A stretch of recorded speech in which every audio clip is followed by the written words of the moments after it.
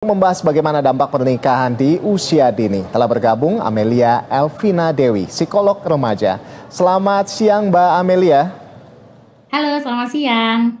Iya Mbak Amelia, ini ya bisa dibilang miris ya kalau kita lihat ya Mbak ya, bahwa pernikahan dini masih ada walaupun ini konteksnya adalah mengikuti budaya atau adat istiadat ya. Nah meski demikian, apa sebetulnya dampak signifikan dari pernikahan dini ini Anda melihatnya?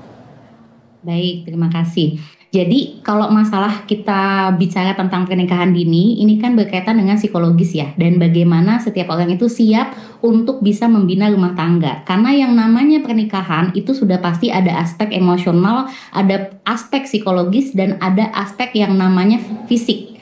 Ketika seseorang sudah memutuskan untuk menikah, mereka juga harus siap suatu saat akan memiliki anak.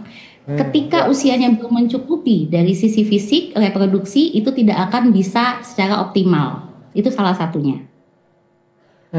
Ya baik. Lalu ya pernikahan yang masih usia dini juga ini kan berdampak seperti tadi Anda bilang ya, emosi anak yang masih belum stabil, masih suka tantrum kata ibu-ibu masa kini ya kan. Nah apakah ini juga memicu kekerasan dalam rumah tangga nantinya? Oke. Sebetulnya kalau kita bicara kekerasan rumah tangga, kita mesti melihat pola pengasuhannya dulu. Belum tentu setiap orang yang akan menikah muda itu akan melakukan kekerasan. Walaupun secara emosional mereka belum secara matang. Karena gini, kalau pola pengasuhannya tepat dan tidak pernah ada unsur kekerasan, yang namanya domestic violence atau kekerasan dalam rumah tangga itu tidak akan terjadi. Kecuali memang sudah ada bibit pola pengasuhan yang memang dilakukan oleh orang tuanya. Artinya, kekerasan dalam rumah tangga itu tidak hanya berkaitan dengan emosi, tetapi juga dengan emotional intelligence atau penguasaan tentang emosinya si anak dan pengasuhan orang tua. Iya, Mbak, tapi kalau misalnya Anda lihat sendiri, ini menurut Anda ya, apa yang menyebabkan banyak terjadinya pernikahan dini? Tentunya selain di luar terkait dengan adat tadi ya, seperti apa Mbak? Yang pertama adalah kurangnya kemampuan untuk bisa menangani konflik di dalam mereka sendiri. Artinya gini, pernikahan masih kadang-kadang menjadi solusi untuk bisa keluar dari masalah. Misalnya, dia lagi nggak suka dengan ibunya atau ayahnya, atau dia tidak nyaman dengan situasi ekonominya. Yang terbesit di dalam benak mereka, salah satunya adalah menikah. Kenapa? Karena dengan menikah dia punya satu orang yang akan menghidupi dan berpikir untuk nantinya bisa tidak dengan orang tua mereka. Jadi salah satunya adalah ketidakmampuan mengatasi konflik yang ada di rumah maupun ketidakmampuan untuk bisa mengatasi masalah saat itu dan ingin cepat-cepat pergi dari lingkungan yang ada saat itu. Berarti benar begitu ya bahwa faktor ekonomi dan juga pendidikan ini menjadi salah satu penyebab banyaknya pernikahan dini di Indonesia dari informasi yang Anda dapatkan begitu ya Mbak ya?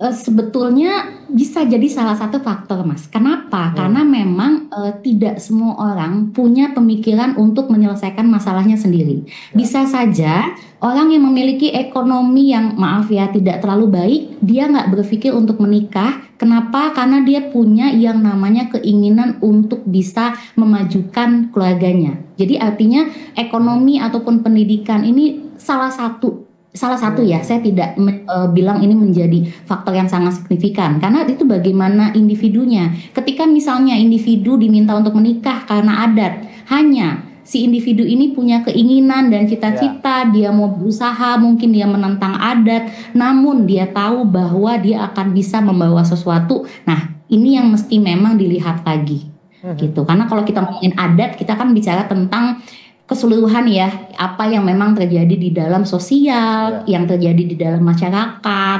Nah ini yang kadang-kadang bertentangan dengan kondisi yang memang ada saat ini. Iya, Mbak Amelia, ini kan tapi tidak bisa dipungkiri juga bahwa pernikahan dini ini sudah ada sejak zaman dulu begitu ya, dan zaman dulu juga sampai sekarang juga ada beberapa yang memang berhasil begitu pernikahannya. Nah kalau dari yang Anda dapatkan begitu, dari mungkin dari hasil konseling gitu segala macam, ada berapa banyak pernikahan di usia muda yang akhirnya berhasil dan yang tidak berhasil, dan tidak berhasil dalam artian end up with divorce begitu. Seperti apa, Mbak? Kalau dilihat dari kacamata statistik, memang kita tidak bisa melihat dari usia ya. Artinya gini, orang yang memang menikah usianya sudah matang, 25 ataupun 26 ataupun misalnya 30, ada pernikahannya 6 bulan atau hanya pernikahan 1 tahun gitu. Apakah banyak yang mengalami end up? Sebetulnya kalau dari apa yang saya tangani, tidak banyak yang akhirnya gini ya, tidak banyak yang akhirnya melanjutkan, tapi banyak juga akhirnya mereka mempertahankan. Faktornya tidak hanya karena mereka usia, tapi lebih kepada bagaimana mereka mungkin tidak siap secara apa, ekonomi. Misalnya orang tuanya mapan, tapi usianya masih muda, itu bisa saja masih di dalam pernikahan, karena secara ekonomi mereka nggak ada masalah. Dan itu yang kadang-kadang menyebabkan beberapa hal terkait dengan usia pernikahan itu bisa berlangsung lebih lama ataupun tidak. Karena satu-satunya atau mungkin salah satu faktor yang mendukung pernikahan bisa berjalan, salah satunya adalah faktor ekonominya.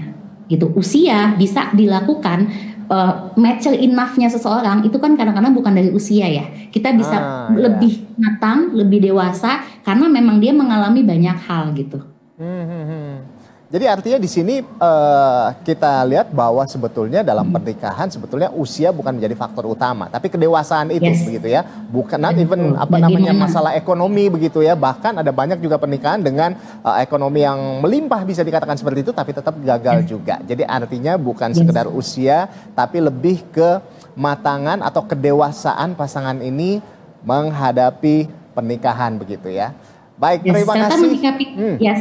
Kita menyikapi konflik karena memang kalau menurut data kita punya banyak sekali data tentang pernikahan yang berakhir mudah ya, sulit, tapi ya kita harus perhatikan banyak faktor. Terima kasih banyak itu dari saya.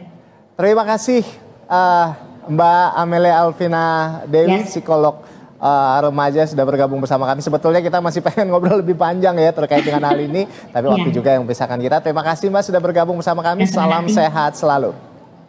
Salam sehat, have a nice day. Terima kasih. Iya, sama-sama.